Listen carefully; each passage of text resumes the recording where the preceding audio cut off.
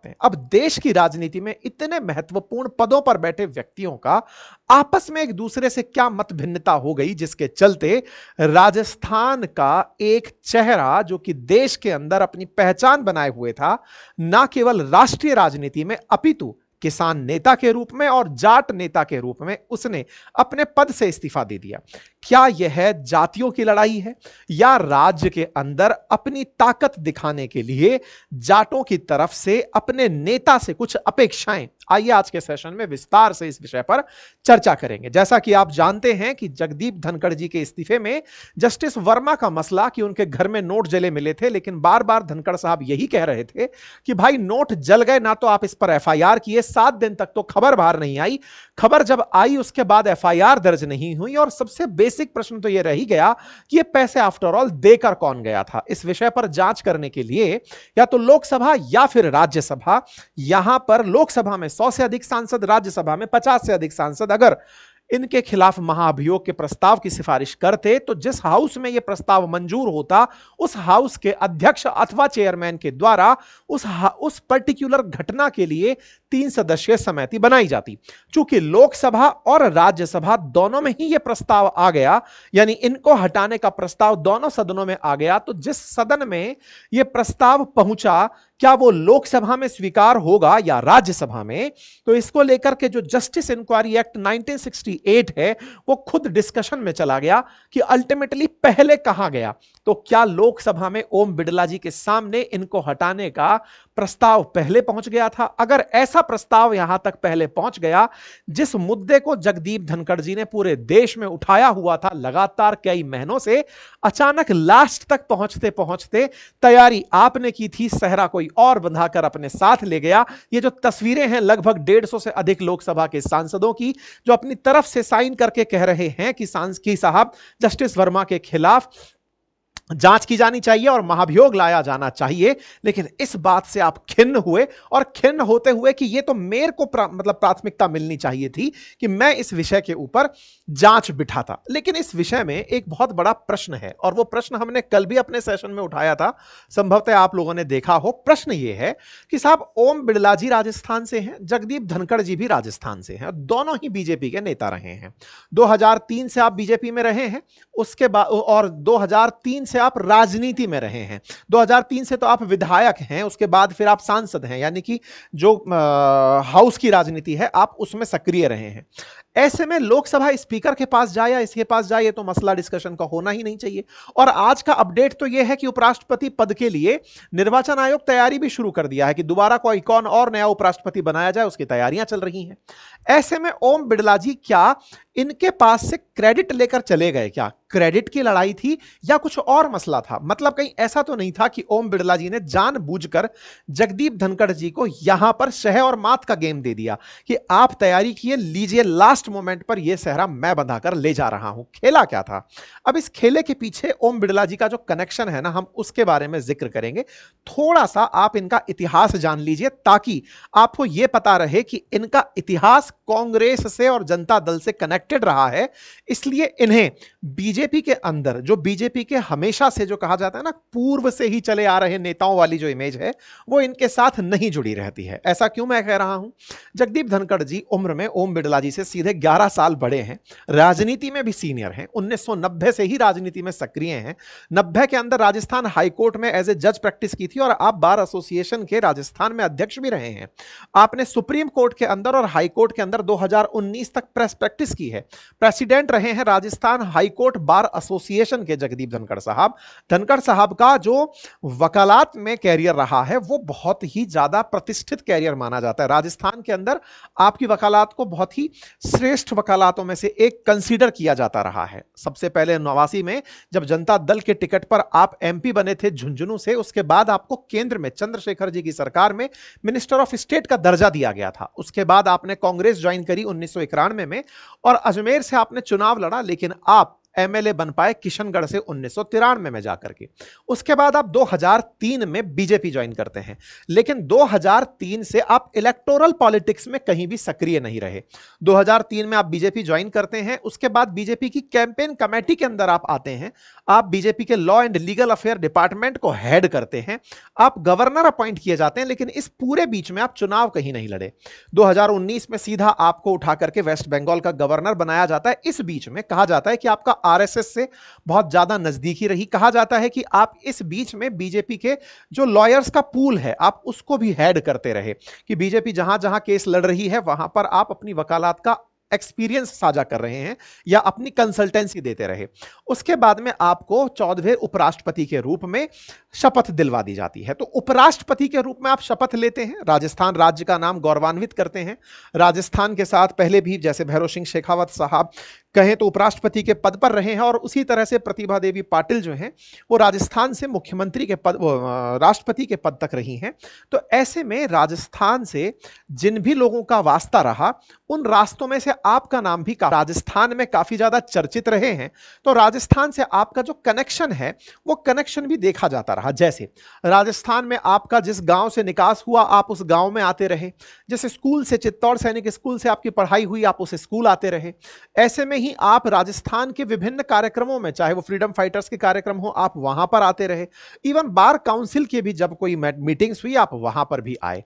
ऐसी ही एक मीटिंग में आप इसी महीने पहुंचे थे जहां से ओम बिड़ला जी के साथ कहा जा रहा है कि इनकी लड़ाई शुरू हुई। अब यह लड़ाई है, तलखी है, नहीं है, ये मीडिया की केवल अपनी कैलकुलेशन है, इस पर चर्चा होती रहेंगी। लेकिन कहा जा रहा है कि 12 जुलाई 2025 को Indian Institute of Information Technology that is IIIT Kota में दीक्षांत समारोह था, और दीक्षांत समारोह के अंदर आपको मुख्य अतिथि के रूप में बुलाया गया था।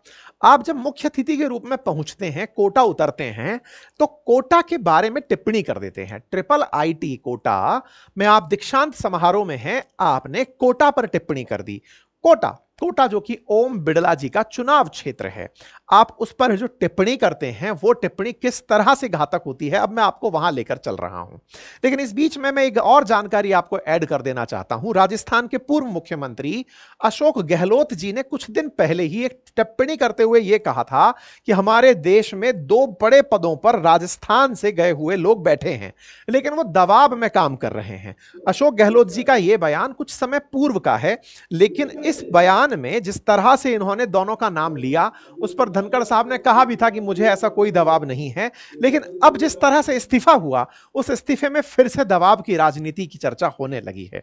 खैर, अब ओम बिड़ला जी की भी कहानी सुन लीजिए। देखिए, ओम बिड़ला जी राजस्थान में जो कोटा है, कोटा जिले में 6 विधानसभा क्षेत्र हैं, और कोटा के अंदर जो कोटा दक्षिण है वो कोटा दक्षिण असल में कोचिंग हब वाला जो क्षेत्र है वहां से विधानसभा सीट है। आप सबसे पहले 2003 से 14 तक वहीं से विधायक रहे। अच्छा, कोटा का जब इतिहास आप चर्चा में लेकर आते हैं तो कोटा आज तो इंडस्ट्रियल सिटी, कोचिंग सिटी के नाम से जानी जाती है। आप में से बहुत से लोगों ने कोटा को कोटा फैक्ट्री के नाम से भी सुना होगा जब वेब सीरीज आई थी। कोटा बहुत सी चीजों के लिए जाना जाता रहा है। इसके यहां पर बिजली प्रोडक्शन के लिए जाना जाता रहा है, इंडस्ट्रीज के लिए जाना जाता रहा है। लेकिन शैक्षणिक पटल पर कोटा ने राजस्थान के अंदर जो पहचान बनाई और फिर राजस्थान से पूरे देश में जो पहचान बनाई, उसमें कहीं ना कहीं कोचिंग इंडस्ट्री का बड़ा रोल है। कोटा राजस्थान के जिस तरह से दक्षिण क्षेत्र में पड़ता है, यहां पर कोचिंगों की भरमार है। कोचिंगों में एक से बढ़कर एक लगभग 10 बड़ी कोचिंग्स हैं जहां पर लाखों की संख्या में बच्चे पढ़ने आते हैं। लार्ज नंबर में एनी टाइम यहां पर देश के विभिन्न कोनों से IIT जेईई और नीट की तैयारी करने बच्चे पहुंचते हैं, जिनमें से कहा जाता है कि बिहार, उत्तर प्रदेश, राजस्थान, मध्य प्रदेश, इनसे बहुत सारे बच्चे, यानी का उत्तर भारत से बड़ी संख्या में बच्चे यहां पर पढ़ने पहुंचते हैं। और जिसकी वजह से जो फीस यहां कलेक्शन होती है या फिर यहां पर जो हॉस्टल्स में फीस दी जाती है, उसके चलते कोटा राजस्थान में सालाना 12,000 करोड़ का एनुअल, एक तरह से कहिए तो जीडीपी में कंट्रीब्यूट करता है। 12,000 करोड़ एक बड़ा नंबर होता है। अराउंड $1.5 बिलियन का कोटा शहर अकेला कंट्रीब्यूट कर रहा है। और इसके साथ साथ इस कंट्रीब्यूशन से भी बड़ा है टैक्स कलेक्शन, और उससे बड़ा है लोगों को रोजगार बहुत सारे लोग डायरेक्टली इनडायरेक्टली कोचिंग इंडस्ट्री में कनेक्टेड रहते हैं। यह आप लोगों ने कोटा फैक्ट्री देखकर समझा भी होगा। कोटा में जब कोचिंग इंडस्ट्री की बात की जाती है तो पायनियर के रूप में बंसल क्लासेस का जिक्र होता आया है। बंसल क्लासेस में मेरा भी एक समय था जब मैंने वहां पर अपनी शैक्षणिक गतिविधियां की थी, शिक्षक के रूप में मैंने काम किया था। उस कोटा क्षेत्र में जिस तरह से कोचिंगों का विकास हुआ, उस विकास क्रम में ओम बिड़ला जी भी साथ साथ उस क्षेत्र के अंदर पहचान प्राप्त करते गए। मतलब एक तरह से कहिए कोटा का कोचिंग क्षेत्र और ओम बिड़ला जी, ये दोनों एक तरह से साथ साथ आगे बढ़े हैं। आप ओम बिड़ला जी को कई कोचिंगों के कई कार्यक्रमों में देख सकते हैं। जैसे आपके सामने ये तस्वीर 2016 की है, जब एलन के किसी कार्यक्रम में ओम बिड़ला जी दिखाई दे रहे हैं और ओम बिड़ला जी अपने ऑफिशियल हैंडल से इसे साझा करते हुए दिख रहे हैं। ऐसे ही फेसबुक पर एलन वाले 2019 में ओम बिड़ला जी की तस्वीर साझा करते हुए दिख रहे हैं। यानी कोचिंगों में ओम बिड़ला जी का जो स्वीकार्यता है, या कहिए तो कहिए एक तरह से उस इंडस्ट्री को सकारात्मक रूप से चलते रहने में या फिर वो सही से ग्रो करे, उसमें ओम बिड़ला जी सकारात्मक रूप से भूमिका लंबे समय से निभाते आए हैं। आपकी तस्वीरें जेई टॉपर से मिलते हुए की, उसको बधाई देते हुए की तस्वीरें सुर्खियां बनती रही हैं। अब एक तरफ से अगर आप देखते हैं तो एक सवाल बहुत अच्छा दिमाग में बनता है कि इसमें गलत क्या है। गलत क्या है से मतलब भाई कोचिंग है, एक इंडस्ट्री है, देश को इतना रोजगार दे रही है, इतना पैसा दे रही है, इतने अच्छे से लोगों को अच्छे रिजल्ट्स दे रही है, उसमें अगर ओम बिड़ला जी अगर खड़े हैं तो गलत क्या है। बिल्कुल सही। ऐसे में अगर एक पहलू इसका इस तरह निकाला जाए कि ओम बिड़ला जी का कोचिंग वालों के साथ में जिस तरह का आत्मीय भाव है, वो भाव रिजल्ट्स के साथ साथ उनकी तरक्की में भी दिखता है। चलिए एक इसको दूसरे तरीके से लेते हैं। दूसरे तरीके से ये कि कोटा की कोचिंगें इन दिनों बहुत ज्यादा क्रिटिसाइज हुई। किस मामले में क्रिटिसाइज हुई? आत्महत्या के मामले में। कोटा में 2 लाख के आसपास छात्र, 4,000 से अधिक टीचर, लगभग 10 बड़े कोचिंग सेंटर्स हैं, और इनकी वजह से यहां होने वाली जो आत्महत्या के आंकड़े हैं, वो आंकड़े आपके सामने चीख चीख कर यह कह रहे हैं कि उन कोचिंग सेंटर्स में बच्चों को जिस तरह का प्रेशर दिया जा रहा है, उसे हैंडल करने की टेक्निक नहीं सिखाई जा रही है। इसके चलते पूरे देश में कोटा सुर्खियों में रहा। 2023 में लगभग 23 आत्महत्याएं कोटा के अंदर हुई, यह डेटा प्रकाशित हुआ। ऐसे में कोटा के जो आंकड़े हैं, इन्होंने पूरे देश में एक चर्चा छेड़ दी कि क्या कोचिंग आवश्यक है नीट की और जेई की प्रिपरेशन के लिए, और अगर कोचिंग आवश्यक है तो इसे इस तरह से क्यों किया जा रहा है कि कोचिंग वाले अपने विज्ञापनों में करोड़ों रुपए खर्च कर रहे हैं, कुछ रैंकर्स हैं तो कुछ बैंकर्स हैं, ऐसे बच्चों को क्यों ले रहे हैं?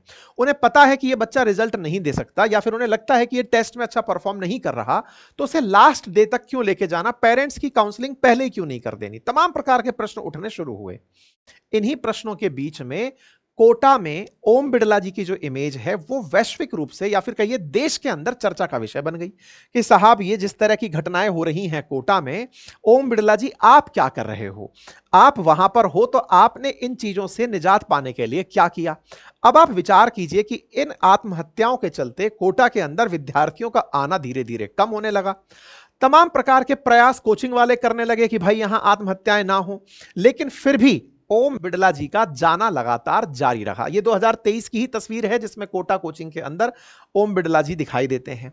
और ऐसे में ओम बिड़ला जी के साथ साथ यह बहुत बड़ी चीज बनती चली जाती है कि every student suicide pens me, I will try better. तो ओम बिड़ला जी आपने ऐसा क्या किया ताकि कोटा के अंदर सुसाइड्स को रोका जा सके? आपकी अच्छी कोचिंग वालों से बातचीत है, आपने उनको किस तरह से मोटिवेट किया? अब यह तो हुआ एक प्रश्न जो कि आप एक विधायक से, जो कि 2014 तक रहा, और उसके बाद एक सांसद से जो 2014, 2019, 2024 से है। ऐसे में आप विधायक और सांसद के रूप में उस क्षेत्र से रहे और आप इतने बड़े पद पर हैं, आप कोटा के लिए, विद्यार्थियों के लिए या फिर उन परिवार वालों के लिए क्या किए? यह तो प्रश्न हुआ जो कि इनसे पूछा जाता है एक जन नेता के रूप में। लेकिन यही प्रश्न अगर उपराष्ट्रपति पूछ लें, क्योंकि उपराष्ट्रपति ने ट्रिपल आईटी कोटा में खड़े होकर के जो लाइन कह दी, वो असल मायने में इन पर एक कटाक्ष के रूप में साबित हुई। कैसे? इन्होंने अपनी तरफ से कहा कि ये कोचिंग सेंटर नहीं, पोचिंग सेंटर बन गए हैं।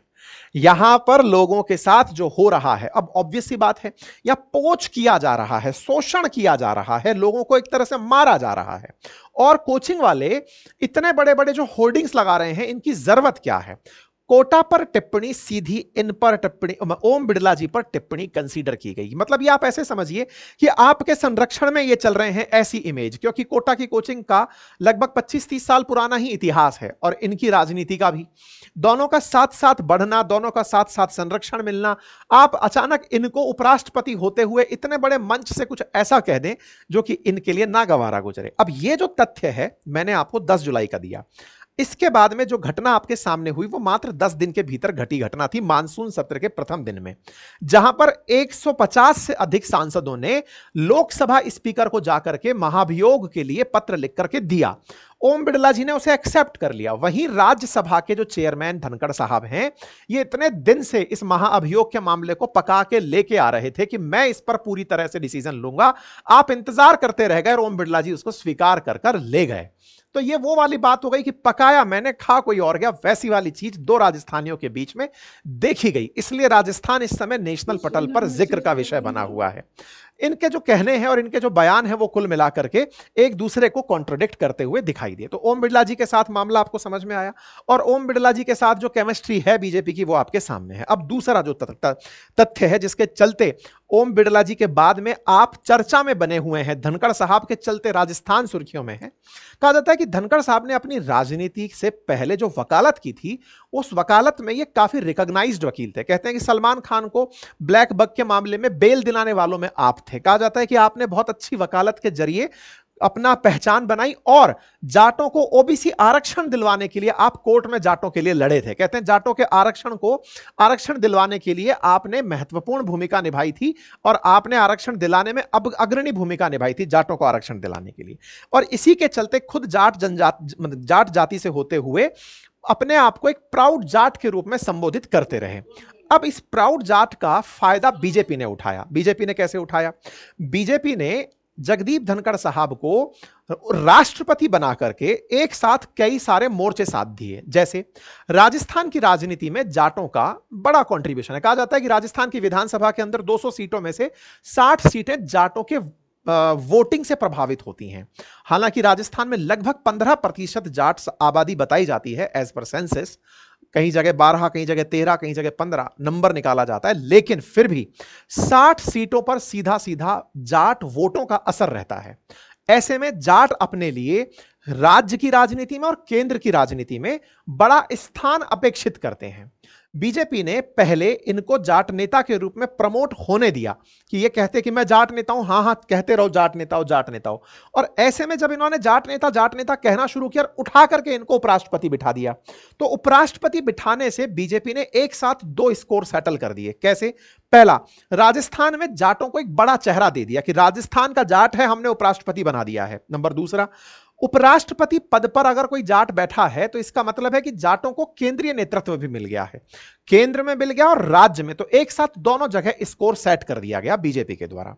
लेकिन राज्य की राजनीति में जाटों की हमेशा से मंशा रही कि उन्हें मुख्यमंत्री का पद मिले, लेकिन राज्य की राजनीति जाटों से थोड़ी इतर चलती है। उनका मानना है कि जाट अगर इस राजनीति पर आ गए तो इस राज्य में एससी और एसटी जिनका भी विधायक संख्या काफी सिग्निफिकेंट है, फिर उनका क्या होगा? और जातियां अगर अपना समूह बनाकर रहने लगेंगी तो उन जातियों का क्या होगा, जैसे सवर्ण वगैरह, इन सब का क्या होगा? ये अपने प्रतिनिधित्व को कहां तलाशेंगे? ये एक अपने आप में राजस्थान की राजनीति में बड़ा विमर्श एनी टाइम बना रहता है और इस चलते इनको मुख्यमंत्री के पद तक पहुंचने का मौका भी नहीं मिलता है। यही कारण है कि जगदीप धनखड़ साहब लगातार अपने जाट होने के नाम पर उपराष्ट्रपति पद को संभालकर चल रहे थे और बीजेपी का बड़ा काम बनाते हुए चल रहे थे। कहा जाता है कि राजस्थान में 15% के आसपास जो बीजेपी के मतलब जाटों की आबादी है, उसके चलते यहां पर 60 विधानसभा सीटों पर जाटों का सीधा असर है और 60 पर असर है और 32 जाट इस समय असेंबली के अंदर बैठे हुए हैं, विधानसभा राजस्थान के अंदर बैठे हुए हैं। और उन 32 में से, मतलब ये डेटा जुलाई 2023 का ही बताया जा रहा है, 32 जाट सांसद हैं। उन 32 जाट सांसदों के अंदर ये कांग्रेस के विधायक हैं, विधायक बैठे हुए हैं और ये 10 एमएलए जो हैं ये बीजेपी में बैठे हुए हैं। और बीजेपी ने 4 विधायकों को फिलहाल नेता बनाया हुआ है, मंत्री बनाया हुआ है। मतलब आप इस तरह से समझिएगा, 200 विधायक हैं विधानसभा के अंदर, 200 में से बीजेपी के पास 10 में से 4 बने हैं मंत्री। तो एक तरीके से 16% या 15% आबादी अगर जाटों की है तो उन्हें जो रिप्रेजेंटेशन मिला वो बहुत कम मिला, मतलब 4 मंत्री बनकर के आ रहे हैं 200 विधायकों में से। तो जाट इसे अपने लिए ही मानते हैं कि बीजेपी जाट हितैषी नहीं है। ये मानते हुए जाटों की एक नाराजगी बीजेपी से बनी आती रही थी। उस नाराजगी को जगदीप धनखड़ जी नामक उपराष्ट्रपति पद से काउंसिल किया जाता रहा, लेकिन अब वो पद छोड़ गए।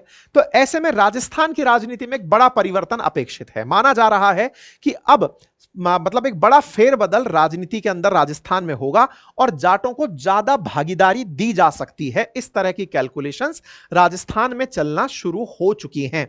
ये राजस्थान के अंदर जो मंत्रियों का पूरा पूरा मंत्रिमंडल है, इसमें आने वाले समय में एक बड़ा परिवर्तन देखने को मिल सकता है। तो यह था जगदीप धनखड़ जी के लिए राजस्थान का कनेक्शन, और राजस्थान कनेक्शन में आने वाले समय पर क्या देखने को मिल सकता है उसकी हल्की सी चर्चा। उम्मीद है आपको यह चर्चा पसंद आई होगी, और अगर यह चर्चा पसंद आई हो तो अपने साथियों से अवश्य साझा करें। साथियों, अंकित इंस्पायर्स राजस्थान क्यों शुरू किया, इसके लिए मैंने हालांकि एक अलग से वीडियो जरूर बनाया है, लेकिन उसके बावजूद आप समझिएगा कि मैं एक राजस्थानी हूं, राजस्थान में पला बड़ा, राजस्थान की राजनीति, राजस्थान की सरकारी नीतियां, इनसे प्रभावित रहा हूं। ऐसे में राजस्थान के अंदर राजस्थान प्रशासनिक सेवाओं में भी मैंने अपनी सेवाएं दी।